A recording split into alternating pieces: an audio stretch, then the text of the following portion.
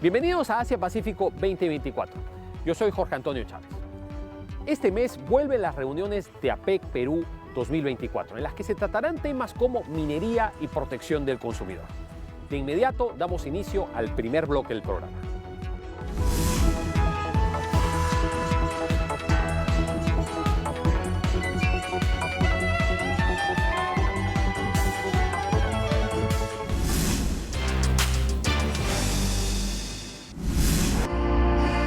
Trujillo es sede de APEC Perú 2024 y tiene como eje principal el tema de seguridad alimentaria. Por ello, un equipo de TV Perú viajó a esta región para conocer uno de sus pilares económicos, la agroindustria. En este primer informe conoceremos todo sobre la producción de la caña de azúcar. Acompáñennos en este recorrido. Un equipo de TV Perú ha llegado a la ciudad de Trujillo y ahora estamos en la playa Huanchaco, exactamente a media hora de Casagrande, una de las plantaciones de caña de azúcar más importantes del norte del país. De la caña no solo se extrae azúcar, sino también alcohol, melaza y bagazo. Llegamos a las plantaciones de caña ubicadas dentro de la provincia de Ascope, en el departamento de La Libertad, para ver cómo se realiza la cosecha y recolección de este insumo que permite que este dulce elemento llegue a su hogar. El 90% de la caña de azúcar que se produce en nuestro país viene del norte y hemos venido aquí hasta el distrito de Casagrande para conocer las fases del proceso de producción. En la actualidad se utilizan modernas máquinas cosechadoras, lo que agiliza el proceso de recolección. Estas cosechadoras cosechan 50 toneladas por hora. En este frente de cosecha tenemos 5 máquinas. Nosotros ahorita tenemos que cosechar toda esta caña para poder transportarlo hacia los vagones y poderlo llevarlo a la fábrica. Además, ahora el proceso es amigable con el medio ambiente. Como se puede ver, esta es una operación sin quemar caña. Antes, cuando se hacía la operación de cosecha a mano, primero se tenía que quemar la caña. Gracias a la diversidad y riqueza de nuestros suelos, nuestros productos son reconocidos por su gran calidad y la caña de azúcar no es la excepción. El clima que tenemos, que es un clima espectacular, podemos cosechar todo el año. Una ventaja competitiva con respecto a otros productores de azúcar, ¿no? La fábrica puede llevar hasta 11.000 toneladas de caña diarias de molienda. La proporción es más o menos a 10 a 1, o sea, nos salen 1.100 toneladas de azúcar en esa operación. Una vez que las cosechadoras realizan el corte de caña, estas son transportadas a la fábrica donde tienen que pasar por el proceso de separación de sólidos, cristalización y centrifugado. De la plantación vamos a la refinería para ver cómo se controlan estos procesos. La ventaja de la refinería es que es el 90% automatizado. Quiere decir que solo con un operador podemos controlar desde el ingreso hasta la salida del azúcar. Todo se monitorea desde la sala de control. El operador puede revisar cualquier anomalía en el proceso a través de las distintas cámaras, siguiendo los más estrictos estándares, donde se controla hasta el tamaño del cristal del azúcar. Otro producto bandera es el arándano. Actualmente somos el primer exportador a nivel mundial de esta cotizada fruta. En Casagrande vimos una nueva modalidad de cultivo. Este arándano se cultiva en maceta. Dentro de la maceta el sustrato que tenemos es fibra de coco. Es este el sustrato. Recién comienza la temporada del arándano, pero ya podemos ver a los cerca de 200 cosechadores con sus jarritas recolectando esta fruta. Acá tenemos 53 hectáreas de arándano de la variedad Sequoia Pop. Como puede ver, es una variedad de un calibre grande, de un peso de baya en promedio de 5 gramos, 5.4 gramos. Esta variedad es considerada premium por su sabor y tamaño. Pero ¿por qué se recolecta en estos recipientes? Hay fruta que puede estar manchada o que puede tener algún defecto, eso lo va separando en la jarra. Una vez recolectado es enviado a la fábrica para su empaque y posterior distribución.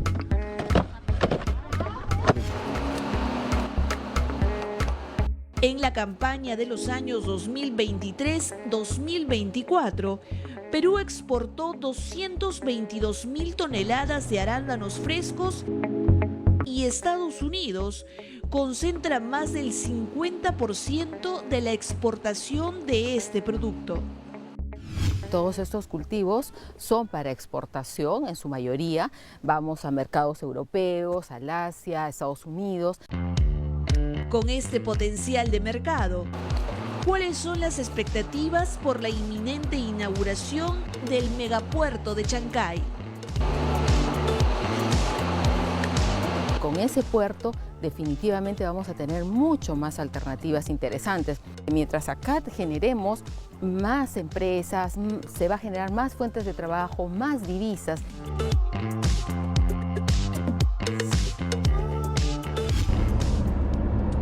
No podemos terminar este recorrido sin visitar una viña de uvas. Esta es de 70 hectáreas y podemos ver in situ el proceso de recolección de este producto, en el que también somos líderes mundiales de exportación. El Perú desde el 2022 ya viene siendo el primer productor de uva de mesa a nivel mundial. ¿Y esa es uva de mesa? Este es uva de mesa, correcto. Pero ¿cuál es la característica de la uva de mesa? Son uvas de consumo directo, que no pasan por ningún otro proceso para que el consumidor final pueda consumirlas.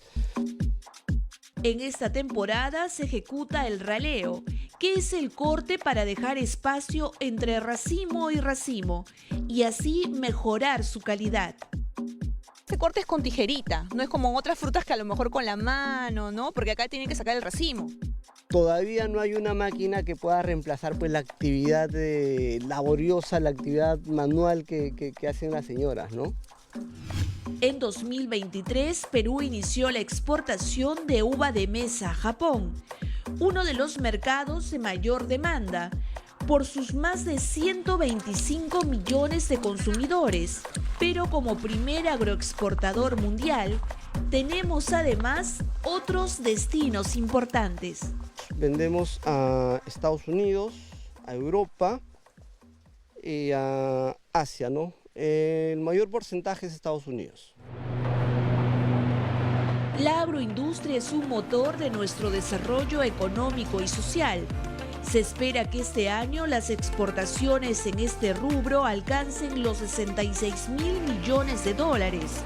En una segunda entrega desde Trujillo, seguiremos explorando otros mercados y su impacto en relación a nuestros socios comerciales de Asia-Pacífico.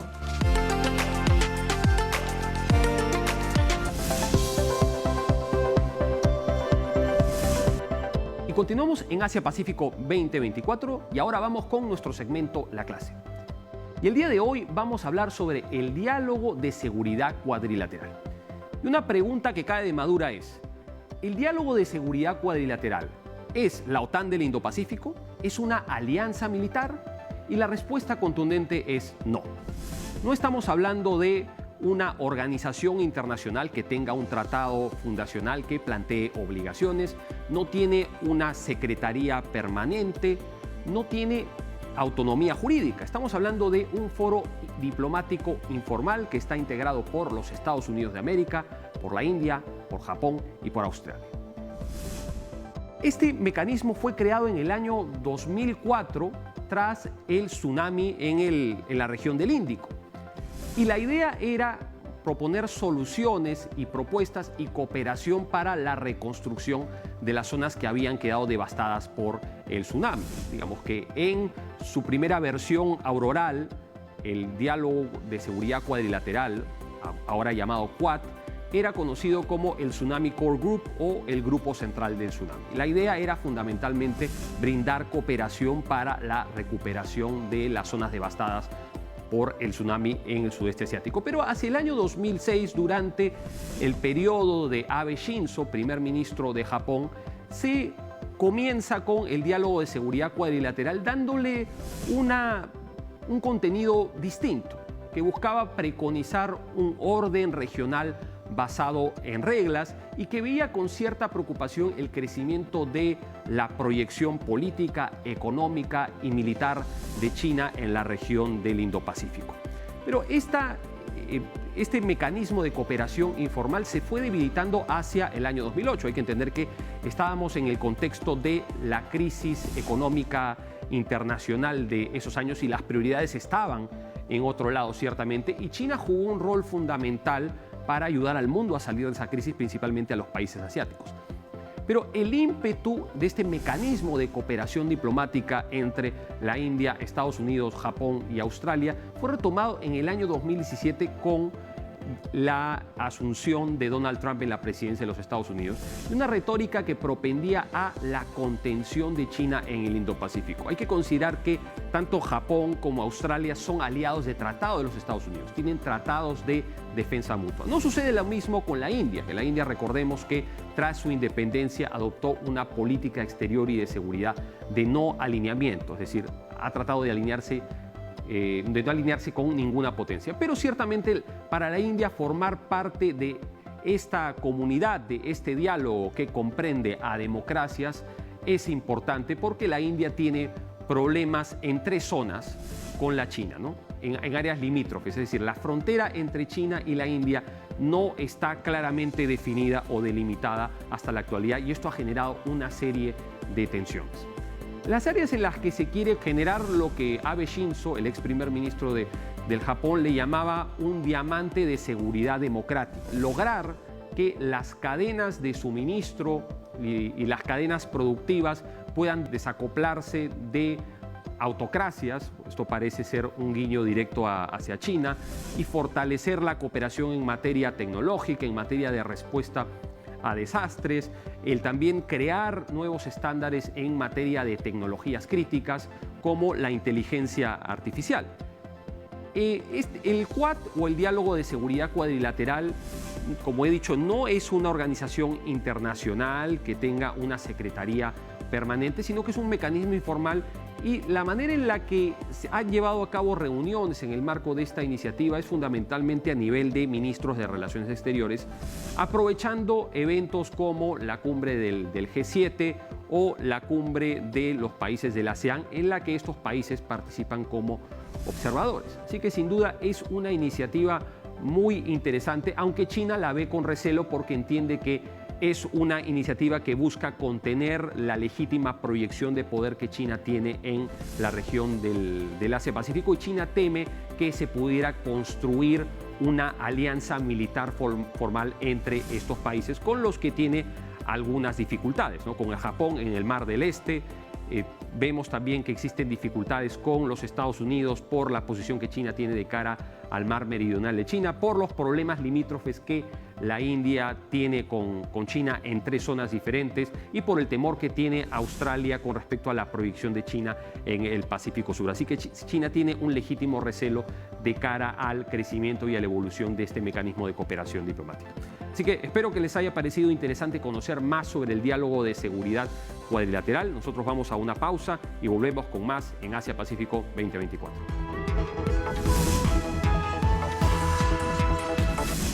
Indecopi juega el rol de liderar proyectos en materia que son de importancia para las distintas economías del foro APEC.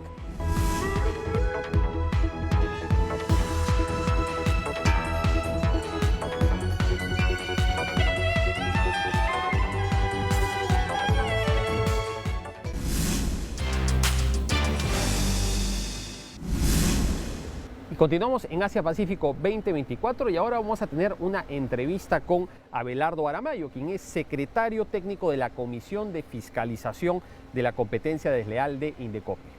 Abelardo, bienvenido a Asia Pacífico 2024. Bueno, muchísimas gracias por la invitación. En verdad es un verdadero gusto compartir contigo y con tu audiencia sobre los proyectos que está presentando el Indecopi en materia de competencia desleal. Abelardo, comencemos por lo más básico. ¿En qué consisten los proyectos APEC y qué rol juega Indecopi en el proceso de APEC? Respecto de estos proyectos que estamos presentando, el Indecopi juega el rol de liderar proyectos en materia que son de importancia para las distintas economías del foro APEC. Es en ese sentido que tenemos 3 proyectos son llamados diálogos público-privados en el Comité de Comercio de Inversiones, uno referido a la publicidad medioambiental, otro referido a los descuentos y ofertas engañosas en medios digitales y otra referido a la publicidad de influencers. Algo que tenemos que anotar es que los proyectos son parte fundamental del proceso de APEC en materia de cooperación técnica y buscan construcción de capacidades, busca también que se compartan mejores prácticas y estándares entre las economías de APEC. Pero comencemos a hablar sobre los proyectos que han presentado y que entiendo ya han sido aprobados. Comencemos a hablar sobre el proyecto de publicidad verde. ¿En qué consiste? Efectivamente, este proyecto lo que busca es, como bien mencionas, compartir buenas prácticas, compartir experiencias, compartir conocimientos, para que tanto los privados sepan cómo difundir publicidad que sea ambientalmente amigable, no difundir alegaciones medioambientalmente engañosas, que son sumamente dañinas para los consumidores que cada vez más estamos apreciando como valor agregado que los productos sean ambientalmente amigables y, en segundo lugar, incentiva el uso de estas tecnologías amigables con el medio ambiente. Entonces, lo que busca este proyecto es tener estándares mínimos para que los proveedores difundan publicidad y no incurran en infracciones ligadas a la publicidad medioambiental. Esto tiene vinculación con la publicidad verde, ¿no? Exacto. La publicidad verde es básicamente, o la publicidad ambientalmente amigable, es la referida a alegaciones que están relacionadas con características positivas que tienen los productos anunciados con el medio ambiente. Entonces, por ejemplo, afirmaciones tales como compostable, 100% amigable con el medio ambiente, ¿no? Ecoamigable, eco, son afirmaciones que al consumidor le dan a entender que ese producto tiene un impacto positivo en el medio ambiente. Y el consumidor, como ahora está sensibilizado con el cuidado del medio ambiente, va a preferir ese producto respecto de otro que no represente una mejora para el medio ambiente. Entonces, es algo gravísimo que algunas empresas utilicen afirmaciones ambientalmente amigables, pero engañosas. Entonces, de repente te dicen, mi producto es ecoamigable, pero no tienen ninguna certificación. No tienen forma cómo acreditar que su producto es ecoamigable. Y es más, puede ser dañino para el medio ambiente, lo cual afecta al medio ambiente y afecta al consumidor que adquiere el producto pensando que tiene ese valor agregado. O sea, se trata de crear un atributo de valor para el producto y para la marca sobre la base de afirmaciones que son engañosas. Esto nos lleva a hablar sobre otro de los proyectos que han presentado que tiene que ver con las ofertas engañosas en línea, que es algo que se ve mucho y se ve incluso que esto se da a nivel transnacional, o sea, ofertas engañosas que se hacen desde el exterior y que tienen impacto en consumidores dentro del país, ¿no? Exacto. El primer proyecto está dedicado a cuidar nuestro medio ambiente y a los consumidores preocupados por ese tema. El segundo proyecto va directo a los consumidores, es decir, lo que se busca es también reforzar capacidades, compartir experiencias, compartir estándares mínimos en esta publicidad que ahora en medios digitales está creciendo de una forma vertiginosa.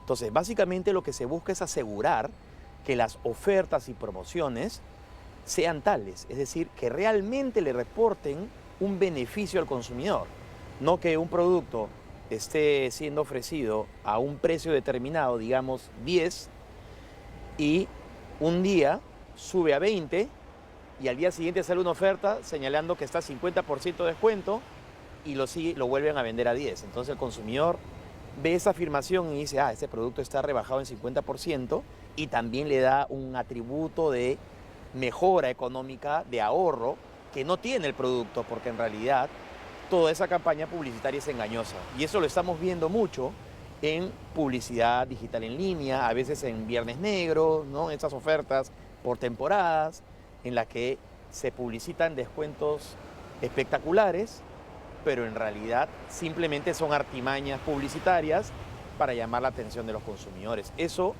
implica un impacto negativo y una pérdida económica para el consumidor porque desvía su atención a ese producto en vez de una oferta real, una oferta que realmente le signifique un beneficio económico.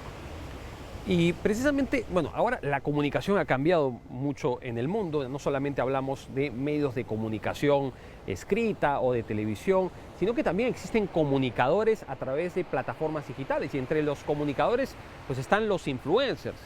Quisiera que nos explique qué es un influencer y qué se está proponiendo en el marco de este proyecto que ustedes han presentado en materia de la publicidad que realizan los influencers. Básicamente, y para ponerlo en términos sencillos, un influencer es una persona que tiene representación, presencia en distintas redes sociales y que tiene la capacidad de influir en sus seguidores o en un grupo de seguidores, ya sea por la calidad de sus contenidos o por la relevancia social o la celebridad que pueda representar esta persona. Pero tiene la capacidad de gatillar relaciones de consumo entre sus seguidores.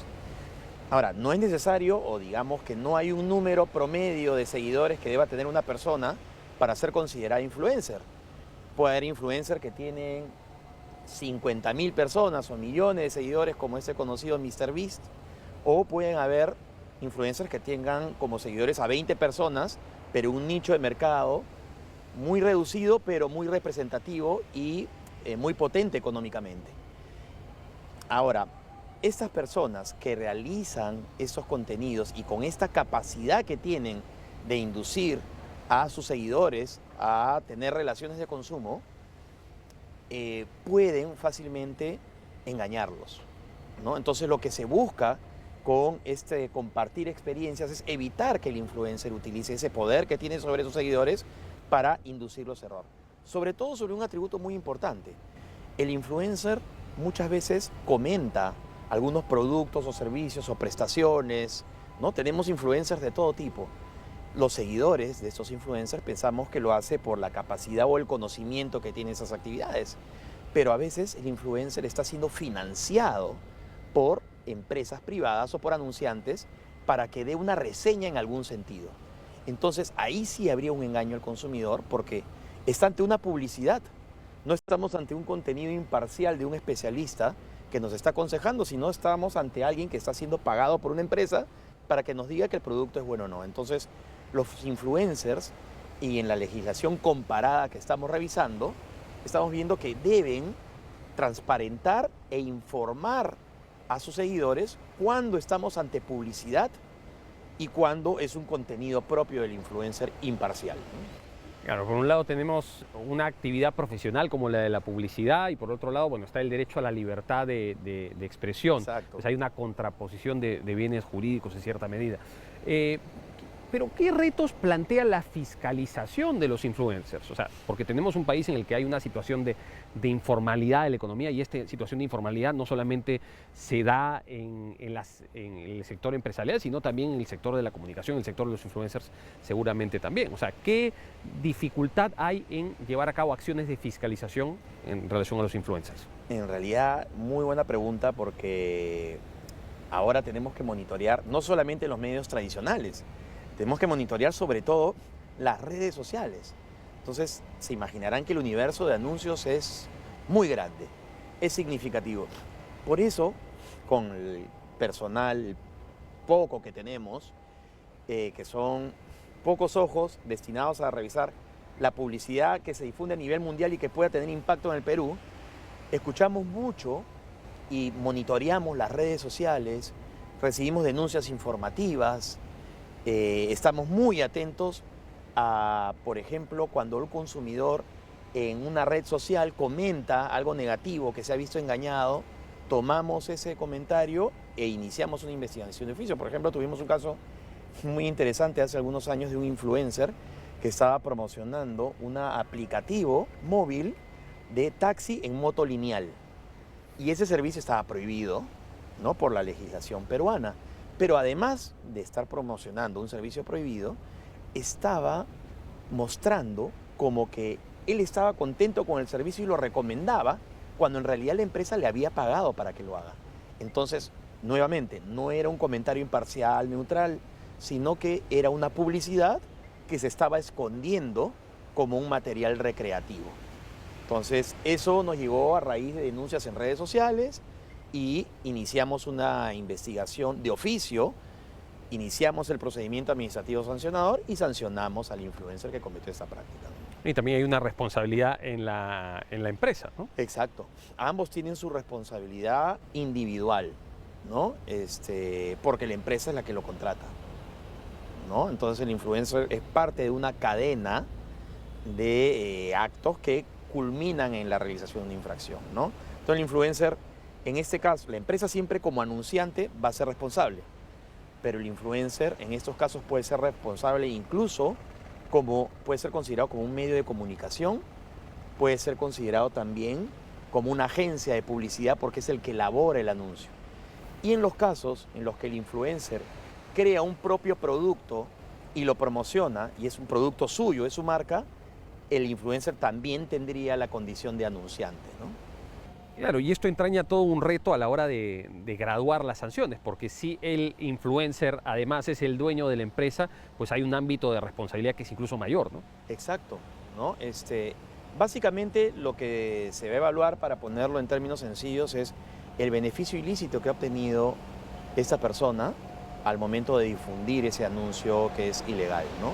También hay circunstancias agravantes como el tipo de producto o servicio, la dimensión del mercado afectado, la probabilidad de detección de la infracción, o por ejemplo, no es lo mismo una infracción vinculada con un producto tecnológico que un producto de uso en salud, que puede generar daño a la salud de las personas. Entonces, hay que siempre graduar caso por caso. Y también hay todo un desafío en materia de regulación, porque la tecnología y estos mecanismos para poder influir en la población cambian de manera vertiginosa, ¿no? Exacto, por eso la autoridad siempre tiene que estar un paso más allá y, digamos, la tecnología y la dinámica comercial no debe sobrepasar a la autoridad. La autoridad tiene que estar a la par y por eso es muy importante la participación en el foro APEC, porque compartimos experiencias con otras autoridades, con otros niveles tecnológicos y hace que las autoridades peruanas se enriquezcan. No solo enriquezcan en conocimientos, me refiero, no solamente para supervisar de mejor manera el mercado, sino también para compartir con los anunciantes las buenas prácticas que hay a nivel internacional para que hagan una buena publicidad y compartir con los consumidores para que sepan detectar qué tipo de fraudes o infracciones o publicidad engañosa se están difundiendo en otras partes del mundo y estén alertas. Precisamente esto es lo importante de ser parte del Foro de Cooperación Económica Asia-Pacífico, que no es simplemente una reunión en la que participen los líderes de las economías o los ministros, sino que hay una serie de grupos de trabajo y de comités sobre una serie de temas y da esta oportunidad de compartir buenas prácticas y estándares, ¿no? ¿Qué les ha parecido a ustedes interesante de la experiencia de otras economías en materia de libre competencia y qué creen que el Perú puede aportar en el marco del proceso APEC, en el marco de su propia experiencia? Sí, excelente pregunta, porque en materia de competencia que estamos revisando, estamos viendo que en otras economías el tema de la supervisión del mercado es fundamental, ¿no? O sea, se trabaja mucho, no solamente en sancionar, se trabaja mucho en informar al mercado, en investigar las nuevas prácticas que ocurren, ¿no?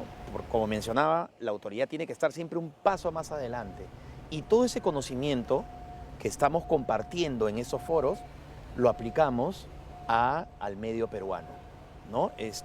Todos estos 3 proyectos van a culminar en la elaboración de un documento que van a recoger estas buenas prácticas. Y algo que sí nos enorgullece mucho es que estos 3 grupos de trabajo son liderados por el Perú, por Indecopi. Entonces digamos que el Perú está a la vanguardia en estas materias de publicidad ambiental, publicidad de descuentos engañosos y publicidad de influencers. Y hemos tenido el apoyo de economías tan importantes como la de China, Estados Unidos, Chile, Indonesia, Vietnam, Filipinas, y han apoyado el proyecto que ha sido elaborado y presentado por el Perú. Entonces eso nos llena de orgullo. ¿Y qué retos plantea el grado de informalidad que tiene la economía del Perú? Que cerca del 80% pues, de la economía peruana es lamentablemente aún informal. Entonces, ¿qué retos plantea en materia de fiscalización, en materia de competencia, el tener una economía tan informal? Plantea el reto sobre todo de poder identificar a los posibles infractores. Ahora, debemos también dejar claro que el empresario peruano, el emprendedor peruano, en realidad busca formalizarse, ¿no? Porque hay una serie de beneficios que vienen con la formalización. Con esas prácticas, por ejemplo, que estamos viendo en APEC, también estamos dando herramientas a las pequeñas y microempresas para que hagan publicidad. No es que tengan que contratar pues, una agencia de publicidad sumamente cara, onerosa, no. Puede hacer publicidad con los lineamientos que le estamos dando. Entonces eso permite que exista una mayor formalización, pero sí existe un reto en, sobre todo, redes sociales, con algunos proveedores pues, que de repente no tienen un domicilio conocido, ¿no? Y es fácil para ellos publicar en redes y difundir un anuncio engañoso, y para la autoridad resulta un reto muy grande poder identificarlos, poder sancionarlos, y si los identifica y sanciona, luego buscar que paguen una eventual multa, ¿no? Que sea realmente disuasiva. Claro, y hay que entender que para APEC el reto de la transición hacia la economía formal pues es una de sus prioridades. Es una de las prioridades que se han aprobado en el marco de la presidencia peruana de APEC. Pero quisiera volver a este trabajo de capacitación que se hace de los consumidores y también de los emprendedores que hacen ofertas. O sea, ¿cómo funciona este proceso de darles información sobre cuáles son los parámetros que la legislación y la regulación permiten para hacer publicidad? Por ejemplo, tenemos una guía de publicidad ambiental que está publicada en la página web del Indecopi. Se puede descargar, tiene un código QR, es sumamente fácil, sumamente didáctico, y para un emprendedor va a ser muy sencillo poder revisarlo y poder saber cómo tiene que hacer la publicidad ambiental. Tenemos también una guía de publicidad para influencers y un resumen ejecutivo de la guía de publicidad para influencers. Igual, sumamente didáctico, puede ser descargado por los ciudadanos, por la página web del Indecopi, y cada uno de esos proyectos va al final a derivar en un documento por cada proyecto que va a recoger esas mejores prácticas y lineamientos que vamos a compartir con la ciudadanía peruana para que los emprendedores sepan cómo hacer una buena publicidad y para que los ciudadanos sepan también estar alertas ante posibles publicidades engañosas en esas materias. Claro, esto va a ser importante porque a través de estos proyectos pues, se va a recoger la práctica y los estándares de las otras economías de APEC, y eso va a redundar en una mejora de las políticas públicas, de las regulaciones y de estas guías con las que ya contamos en el Perú, ¿no? Exacto, ¿no? Y ahí está la riqueza de la participación peruana en este foro, ¿no? No es simplemente se hace el evento y se termina todo ahí, sino es un compartir experiencias, y además el presidir estos grupos de trabajo o estos diálogos públicos-privados nos van a permitir centralizar la información y poder compartirla con la ciudadanía peruana, ¿no? Qué importante, le deseamos muchos éxitos en la realización de estos proyectos, y ha sido muy interesante conversar con usted.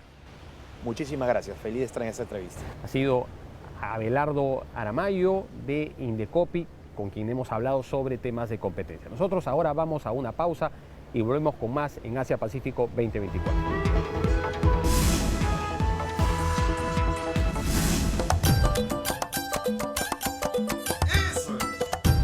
Sabios artesanos cusqueños tuvieron la oportunidad de exhibir sus productos en la Feria de Urubamba en el marco de APEC Perú 2024.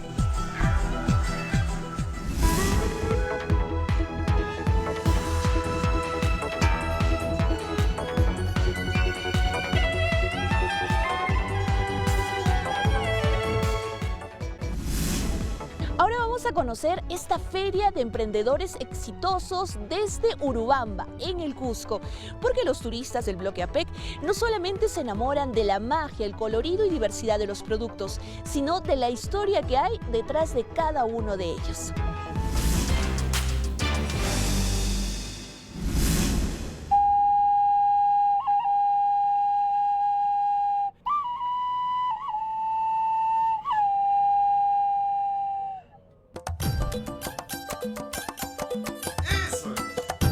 Sabios artesanos cusqueños tuvieron la oportunidad de exhibir sus productos en la Feria de Urubamba en el marco de APEC Perú 2024. Productos de rubros como la textilería, tallado en madera y piedra, joyería y orfebrería cuentan una historia ancestral que forma parte de nuestro rico pasado. Estamos con la señora Basilia en este stand donde muestra trabajos tallados en madera. ¿Cuál sientes que los turistas vienen y más les llama la atención? Más llamativo esa es la agricultura. Eso les llama la atención, estos cuadros. Cuando me dicen, cuando yo explico, callado me llevan todo. Acá es la agricultura, el choclo, el trigo. Acá una campesina está cargando la chicha. Aquí el hombre campesino está con su chaquitajla para voltear la tierra. El arte de tallar en madera a mano nace de la necesidad de tener sus propios utensilios. Cuando tenía 12 años, mi papá siempre tallaba así de madera. Como vivíamos en el campo, teníamos así animalitos y no teníamos en qué dar comida. Ensaladeras, fruteros, cofres, vasos, todas estas piezas cuentan una historia, lo que las convierte en piezas únicas. Continuamos el recorrido y si de rubro textil se trata, teníamos que conversar con representantes de la comunidad de Chinchero. Trabajamos a base de hilos de lana de alpaca, oveja, hacemos monederos, mantas, centros de mesa, ponchos, vendiendo chalecos, correas, de todo un poco. Como es tradición popular, el arte del hilado y tejido ha sido transmitido de generación en generación. Yo tenía los 7, 8 años, yo veía a mi abuelita tejía y miraba cómo hacía, qué es lo que hacía, dónde iba, ¿no? Por esas fechas no había muchos artesanos todavía ya, como ahora. Precisamente siguiendo esa tradición, Doña Rosa nos presenta a su joven heredera. Palisa Quillawama es mi hija menor, mi aprende a hacer sus tejidos desde muy pequeña, desde los 7, 8 años ya empiezan a hacer. Carmen Rosa tiene 20 años y ya es una experta artesana textil. Antiguamente nuestros antepasados no sabían escribir ni leer, pero en cada uno de estos diseños, de los trabajos que nos dejaban, plasmaban sus sentimientos como una lectura. Carmen Rosa nos explica a detalle algunos de estos diseños. Los más pequeños son los ojos de puma, las montañas, los ojos de la llama, cuti, herramienta para la agricultura. Este bolso, por ejemplo, ¿cuánto está valorizado? Para vender ahorita está en 150 soles. Pero es hermoso. ¿De qué está hecho? ¿También de alpaca? Alpaca. Ellas nos precisan que también confeccionan sus propias prendas. ¿Cómo se llama? Montera. Que es como un sombrero. Sí, como un sombrero, pero también sirve para golpear a los infieles. Allá, ¿tiene doble uso? Sí, doble uso. No, 3 usos. ¿Cuál es el tercero? ¿Cuál es el... Para que la lluvia nos tape y también para golpear al infiel, que no se engañen ahí. Dejamos a madre e hija con esa picardía y afabilidad que caracteriza a la mujer cusqueña y vamos en busca de un nuevo rubro, la orfebrería. Encontramos a Brian Chalco, joven artesano que nos muestra sus diseños hechos en plata. Es un arte que viene desde nuestros ancestros los incas y que hasta el día de hoy se preserva, ¿no? O sea, es plata y tiene esas incrustaciones de estas piedras que pueden ser como cuarzos o qué tipo de piedras son. Las piedras que los incas usaban era el abalón, espondilus, madreperla, turquesa y sodalito. Él nos muestra su escultura más preciada. Esta escultura es la representación de una trilogía andina, la representación del mundo de los dioses o de los apus, que es el cóndor, el mundo de los vivos representado por el puma y el mundo de los muertos representado por la serpiente, el animal del conocimiento. Todo el proceso realizado a mano tardó 3 meses y es una pieza única hecha en plata.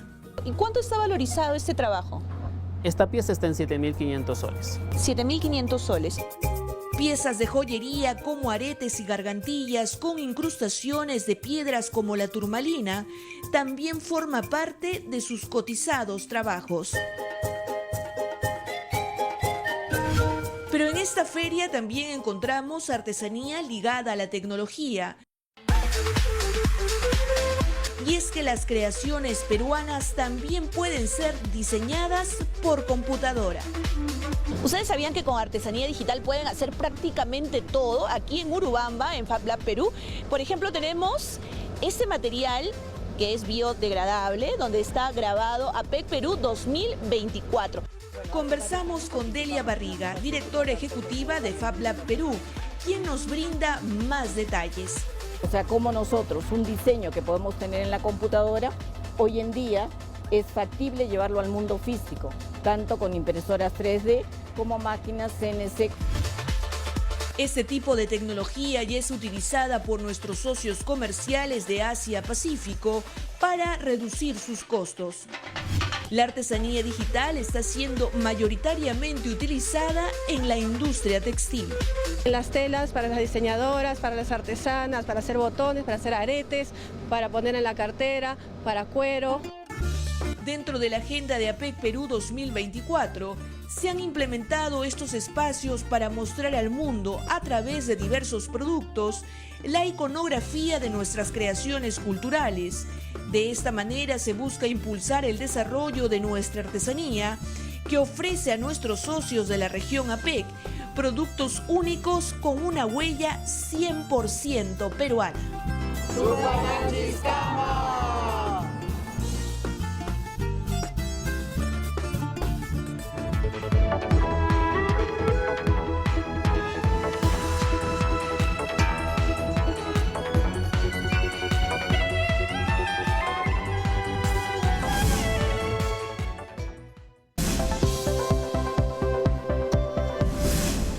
Estamos de vuelta en Asia Pacífico 2024 y ahora vamos con nuestro segmento Conociendo a las Economías. Y el día de hoy vamos a conocer más sobre la geopolítica de Tailandia, que es una economía fundamental del sudeste asiático.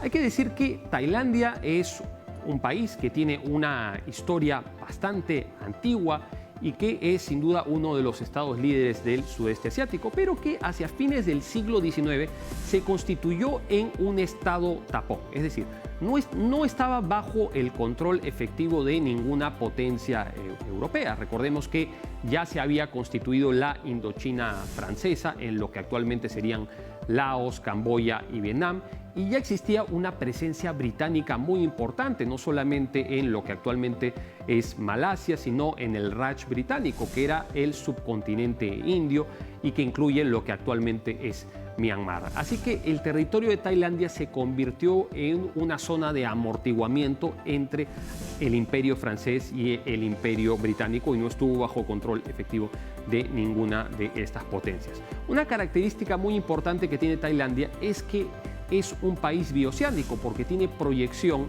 tanto al Golfo de Tailandia, que se encuentra en el Océano Pacífico, como en el Mar de Andamán, que es parte de la cuenca del Océano Índico y tiene frontera con 4 países. Uno de los retos más importantes que tiene Tailandia en materia de seguridad tiene que ver con el conflicto armado interno que existe en Myanmar entre milicias étnicas y grupos que estaban a favor del gobierno que fue derrocado hace unos años, del Movimiento por la Democracia, y la Junta Militar de Myanmar, que ejercen una grandísima violencia y que generan un factor de desestabilización en las fronteras de Tailandia. Otra situación que es peligrosa para Tailandia es el crecimiento de la actividad del narcotráfico en la región del Triángulo Norte, que comparte con otros dos países donde existe una gran producción de opiáceos que ha aumentado tras las restricciones que el régimen de los talibanes han puesto sobre la producción del opio en Afganistán, en Asia Central. En términos geopolíticos hay que decir que un anhelo histórico que ha tenido Tailandia es la construcción de un canal que una la cuenca del Pacífico con el Índico, a través de lo que se llama la propuesta del Canal de Kra, que se dice que esta no es una iniciativa que se haya pensado a fines del siglo XIX, es lo que sucedió con el Canal de Suez en África y con el Canal de Panamá en las Américas, sino que es una propuesta incluso mucho más antigua y que hay vestigios de excavaciones que se hicieron en esta región ya en el siglo XVII. ¿Qué es lo que se buscaba? Construir un canal que una la cuenca del Pacífico con la cuenca del Índico, y este canal tendría una longitud de unos 90 kilómetros. Pero por supuesto hubo una serie de sectores que se opusieron a esta iniciativa por su impacto ambiental, por la orografía del terreno, es una zona bastante montañosa, y también por consideraciones de seguridad, porque en 3 regiones del sur de Tailandia existen movimientos de insurgencia separatista, como lo que sucede en la región del Patani, en donde malayos étnicos abogan por la independencia de esos territorios, y se decía que lo que iba a hacer este canal iba a generar una separación entre la parte norte de Tailandia y la parte del sur, además que el costo era prohibitivo y que hubiera tenido un impacto ambiental considerable. Por lo tanto, lo que se ha preconizado y la iniciativa que el gobierno de Tailandia está proponiendo ahora es que haya un corredor terrestre que una un puerto en la cuenca del Pacífico, en la costa del Pacífico de Tailandia, con otro en la cuenca del Índico. Sería un proyecto que costaría más de $30.000 millones y que permitiría acortar la navegación de 3 a 4 días en comparación a transitar por el estrecho de Malaca, y que para un país como China, donde han habido empresas que se manifestaron a favor de poder invertir en este proyecto, para un país como China significaría una alternativa ante un eventual bloqueo del estrecho de Malaca, por donde pasa pues más del 50% de la energía y de los productos que China importa y exporta. Así que pudiera ser una alternativa para poder impulsar el comercio en la región. Por supuesto, no está exento de complejidades, porque para poder llegar a esta infraestructura terrestre habría que pasar por el mar meridional de China, donde, como ya hemos explicado en el programa, existe una controversia entre China y otras economías del sudeste asiático por el control de estos espacios marítimos. Tailandia no es uno de estos estados que es parte de la controversia, pero el construir este canal haría que su rol juegue una mayor prominencia en este conflicto, en un contexto en el que Tailandia ha fortalecido significativamente sus relaciones de cooperación económica con China, a pesar de ser un aliado en términos de defensa con Estados Unidos desde el año 1954, lo que significa que si el territorio tailandés fuera atacado, Estados Unidos tiene una obligación de defender a esta economía del sudeste asiático. Así que espero que les haya parecido interesante conocer más sobre la geopolítica de Tailandia. En nuestra próxima edición hablaremos sobre Indonesia. Gracias por habernos acompañado en esta hora de programa, en la que hemos podido conocer más sobre la geopolítica de Tailandia y sobre el rol que cumple el sector privado en el Foro de Cooperación Económica Asia-Pacífico. Nos vemos la próxima semana.